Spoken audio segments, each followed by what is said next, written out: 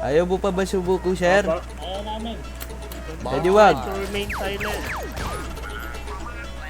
Multi. Sa akin. Wordplay. No.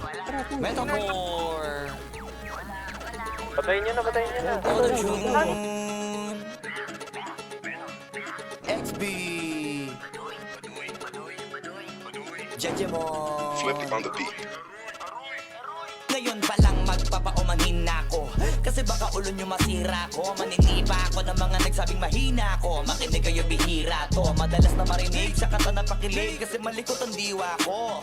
Iba yung pinapakita ko. Para di nila makita na may tira ko. Di nakita nyo, madulas ang dila ko. Kaya pagka pumitik laro, kung usapang linya naman ay mabisa. Kaya gusto nila makabisado.